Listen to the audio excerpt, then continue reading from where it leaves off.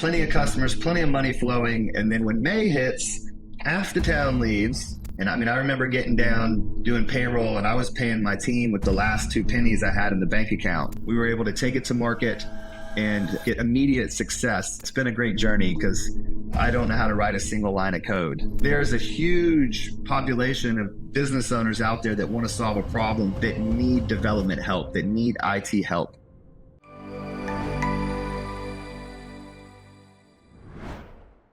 Hi, everybody. Welcome to the Devico Breakfast Bar. Here we speak with different people involved in the business landscape, share their expertise, delve into the latest tech trends, and explore the ins and outs of IT outsourcing. I'm Oleg Sadikov, and today I'm excited to have Brett Parker, co-founder at FormPiper.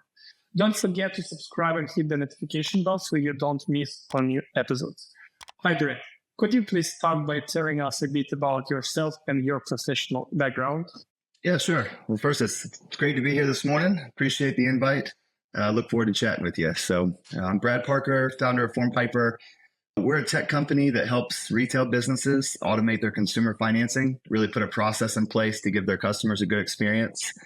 I actually come from the retail space. I was a retailer for 20 years in the pet space.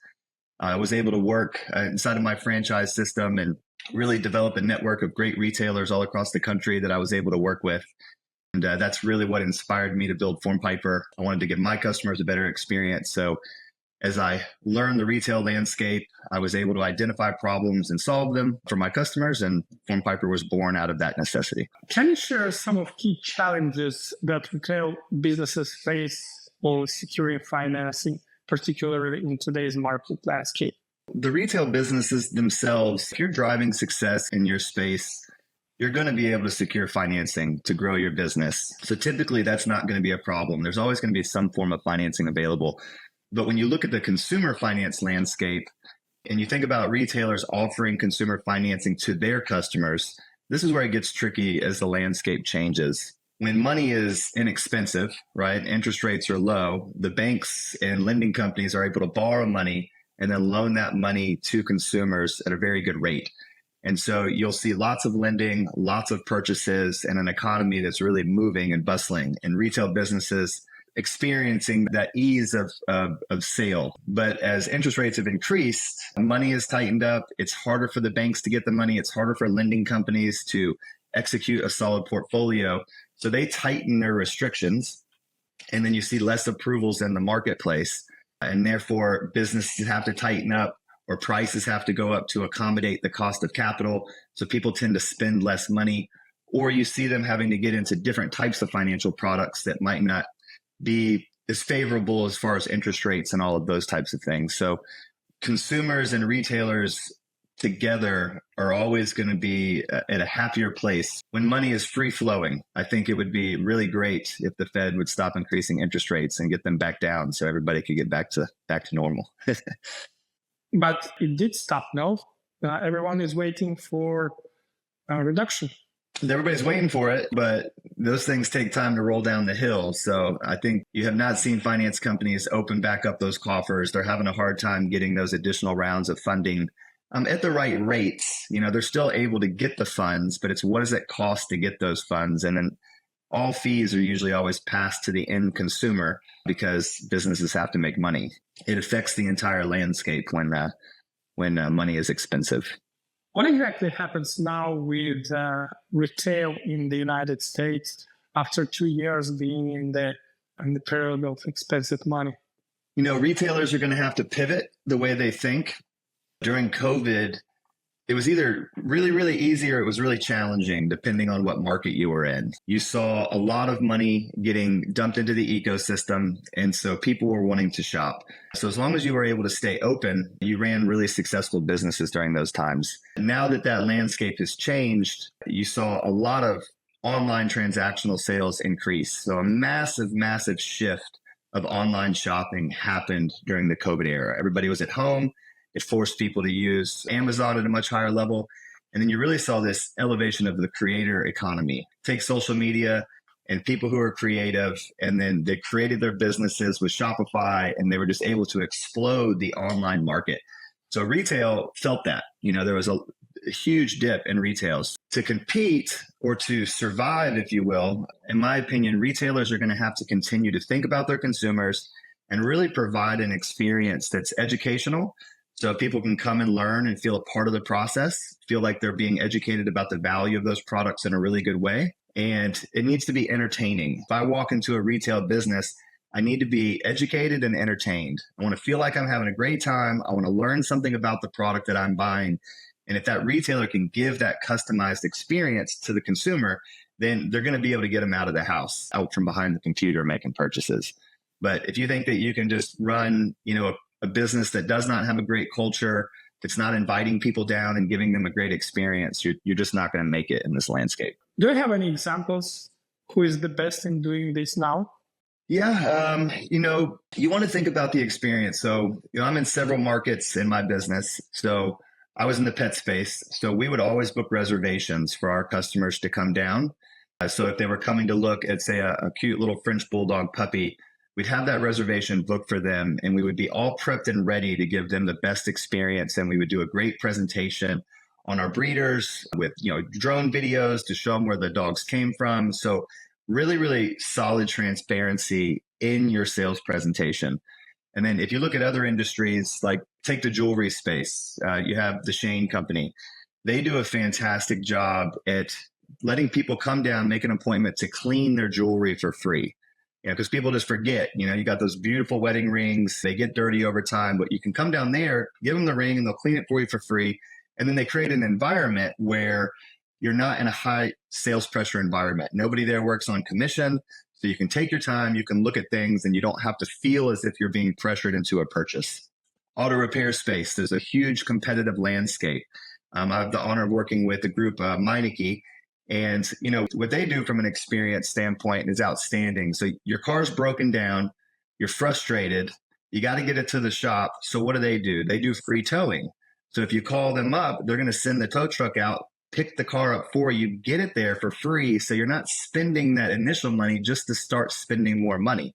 And while they're there, they do full transparency. They have these great systems. They use technology called Auto Vitals to take pictures of all of the aspects of what's going on with the car.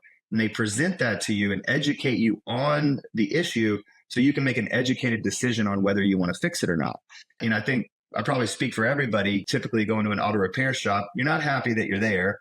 And then you never feel comfortable about, is my car really broken? Are they fixing things that they shouldn't be fixing? Because none of us are mechanics, so having that transparency in the ecosystem is huge.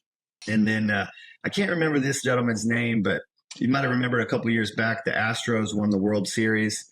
And there was the gentleman, he owned the furniture store, and he bet like $1 million or something. He won a bunch of money on that game, but his business was furniture, and his ecosystem inside of his business is all entertainment. Fun. Every season, it's completely decorated for the season. And he talked about having a snack budget. So all around the business, he has bowls of food and candy and chips.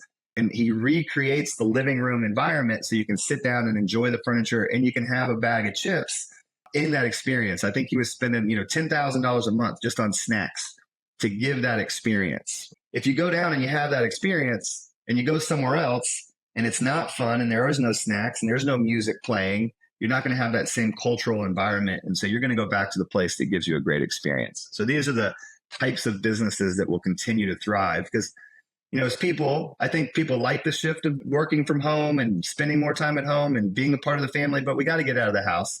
We want to have a great experience. We want to be entertained. And anytime we're going to make a purchase, we want to be educated. Nobody wants to make an uneducated buying decision. We want to feel comfortable in our decisions when making a purchase. So, what is the impact of seasonality on retail financing? How can businesses effectively manage cash flow during peak and off-peak periods? Oh man, I tell you that one takes some practice. I remember I was running my first location for 14 years, and we didn't really have a seasonality. It was very consistent. And then I bought my second location down in Florida, and Florida has what we call the snowbird season, right? So from about late November, December to April, it is busy, right? And everything is great. Plenty of customers, plenty of money flowing. And then when May hits, half the town leaves and it's crickets. And so your entire economic structure changes. And I wasn't prepared for that my first year. And I mean, I remember getting down doing payroll and I was paying my team with the last 2 pennies I had in the bank account. And so I was like, okay, I have to figure out how to adjust here. I can't do this over and over and over again. So during that snowbird season, you can't get all fat and happy and go spend all your money. You have to understand that you're going to need some of that money as you turn into that slow season. What I was really able to kind of dial into in my business was it's really all about understanding your percentages as a business owner. Yeah, the P&L, it's percentages per department, and you need to know what those percentages need to be in order to drive a profit.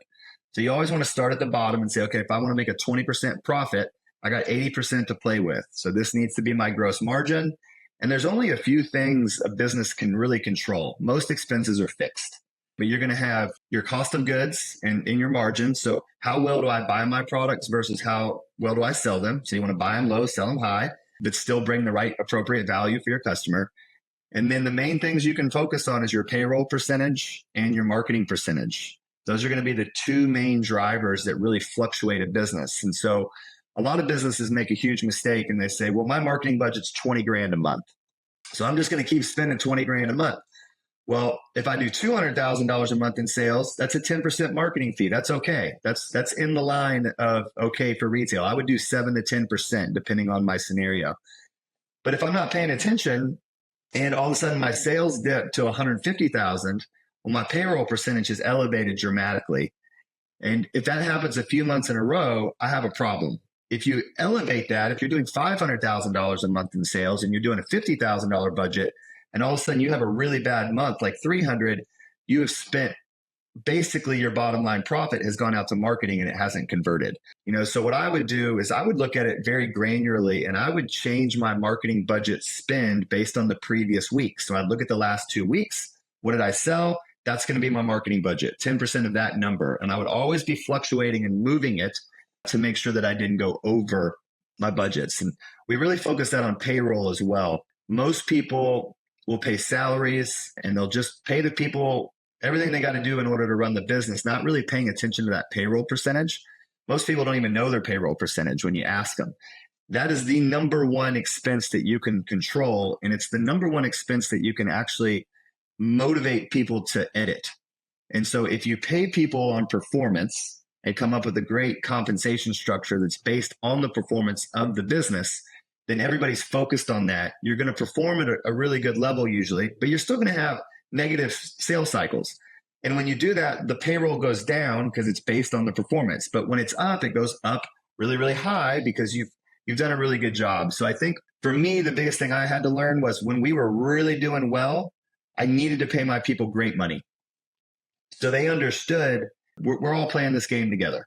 I'm going to pay you a lot of money if you do really, really good. So just keep doing really, really good. And if sales went down, they would feel it because I would pay that structure for the previous 2 weeks. So if they had a bad 2-week sales cycle, then they felt it in their paycheck immediately. And then we could go identify what we were doing wrong.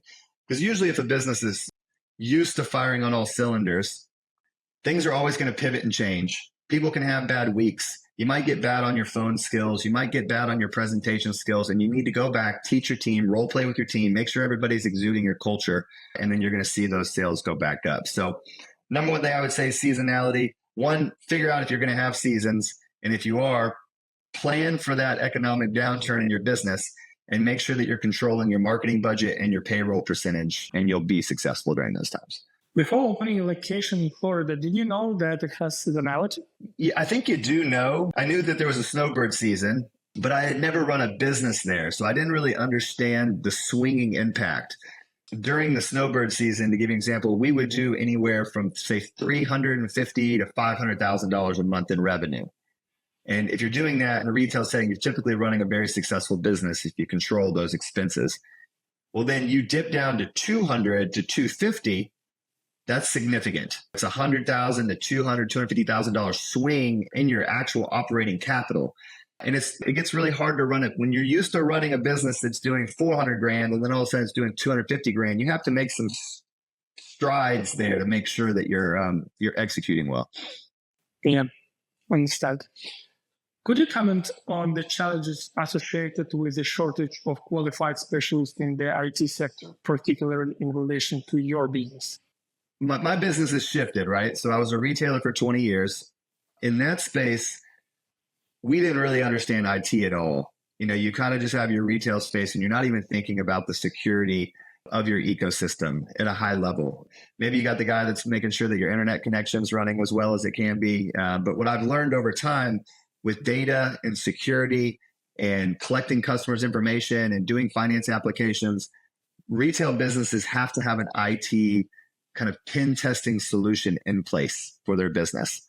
That can be a little tricky in finding the right person to work with. So I usually recommend that people find that local company that they can work with, or some kind of fractional service that they can contract with to come in and do those services for them.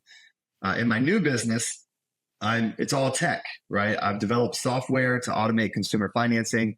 I'm working with lenders. I'm working with banks. I'm working with retail businesses. We're dealing with consumers' data and information.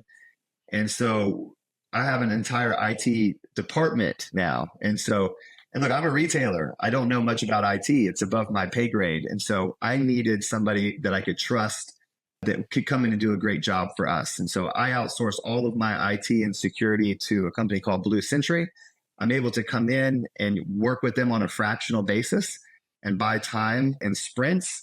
And then they handle my entire AWS infrastructure. And so I've been lucky. My business partner had a relationship in that space and brought this company in. We've used them since day one. And so I've never had to really go out and search and try to find additional IT services. But I think it's because I was able to come out of the gate and find that high level company that was offering fractional services so I could afford quality work without having to bring somebody in full time to handle it for me. Do they specialize in retail? I wouldn't say so. They really specialize more in securing customers' data in the AWS infrastructure and making sure that as that data is coming in and we're passing that data to the lenders and the banks, that everything is encrypted, everything is secure, it's being stored in a secure environment. And really you have to maintain, SOC 2 compliance in this eco environment. So they're a SOC 2 compliant company helping us to be a SOC 2 compliant. So really just making sure that you keep your regulations tight. I think they specialize with anybody that needs that type of structure. I think I'm a little bit of a unique case for that type of a company and our service and who we assist. You don't have internal development team, do you? No, so I've had a little journey there. So I got lucky there as well. Maybe it's not luck. I work a lot and I plan a lot. And so I run into the right people. But during my tenure as a retailer, I started a marketing company. I was helping retail businesses achieve the same success as me. I worked with a lot of great marketing companies as an affiliate. And so I would find companies to specialize with. And then my company was really focused on actual content creation. So going out, filming the content, and creating beautiful imagery and providing that out to retailers. And we ended up hiring full stack developers to help build websites as well. And so when I identified the problem in my business and I knew that I needed to develop a solution to help my customers, I tried to find a company that could do it. I went out and looked and I couldn't find a company that could really solve my problem. So I knew that I wanted to build it. And so I sat down with my marketing team and my retail team, and we designed and developed FormPiper. And so from day one, my development team was in-house. The first iteration of our project was not good. Luckily, I had my own business that I could test it in, and I didn't have to take that out to market. And we hired another developer to come onto the team. And between Alex and Brad, they put their heads together and developed a beautiful second version of the product. We were able to take it to market and get immediate success in my space. At that time, I would say that my marketing company couldn't really sustain the growth of the development team. And so I knew that I was going to have to kind of go outside of my own company.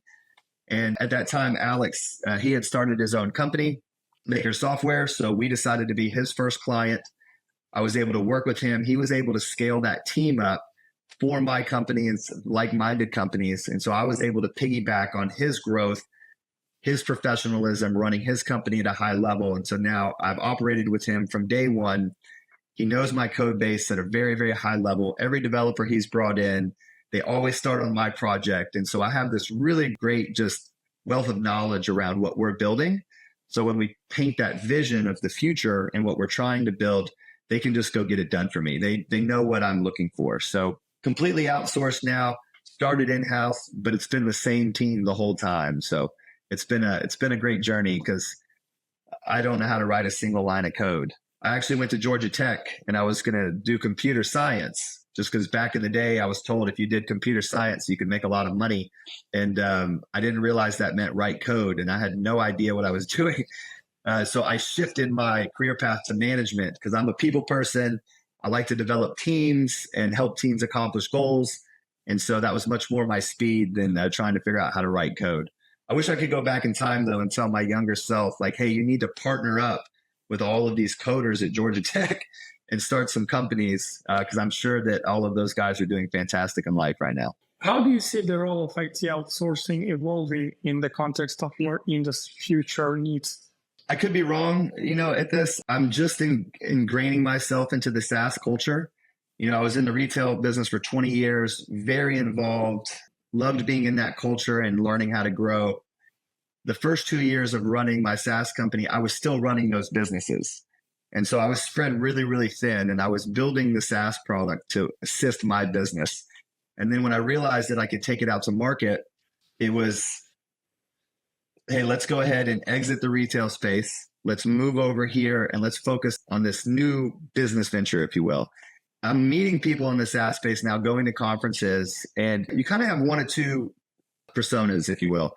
You have the person that understands tech, right, and can write code, and they're trying to build a product, but they need the assistance on getting that product to market. And then you have, I would say, guys like me that can identify problems and we want to solve them, but we can't write the code. There's a huge population of business owners out there that want to solve a problem that need development help, that need IT help. We need to be able to go partner with people that can help us grow. And so I think the outsourced dev and IT community is going to be huge because you're going to constantly have business owners that need to go to market, need to develop a product, and need people that they can trust to come in and help them execute that. So finding the right company that can assist there is just going to be huge. So I think endless opportunity for developers all across the world to partner with business owners to drive success in all industries, right? SaaS is everywhere. And it's only getting more fun, easier to do with more, options to solve more problems. So what are the criteria of the right company? I got lucky. I kind of just fell into it. What I've learned in working, I think, with the right company is first, just you got to find a company that can communicate, right? Can they communicate with you and explain to you what they're doing for you? Because I don't know anything about code, right? So being able to sit down with my developer and paint the picture of the future vision of what I want, and then having them explain to me why this would be easy, why this is complicated, how we should focus on the path, what should we do first, and really finding a company that will help paint that picture for you before there's development, right? Like, let's go to the drawing board and let's do our UI design and let's do that really, really well. And let's make sure that we're on the same page because everybody has different visual cues, right? I could be explaining a scene and everybody's going to picture that in their mind differently.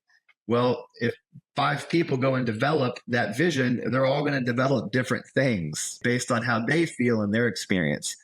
So finding a company that understands that what they see in their head might not be what you see, and they're going to take the time to really visualize out what you want to build and then be able to communicate that with you along the way, and really put checks and balances along the way to make sure that they do a good job would be what I would recommend for anybody looking for a developer. So it's got to be somebody that you like, you can communicate with, you can sit down and talk to for hours at a time. You have to put in that time, and make sure that the communication is there if you're going to be successful in outsourced development. Brett, thanks for sharing your insights and suggestions. It was great to hear it. You achieved decent results, and it was nice having you on my podcast. Well, I appreciate being here. Anytime I can talk shop with people that are helping business owners grow, I'm always here for the calling. I appreciate it. If you enjoy our discussion and want to stay updated on future episodes, don't forget to subscribe and hit the notification bell. That way you will not miss all the new insights and conversations from the Devico Breakfast Bar. See you in a week.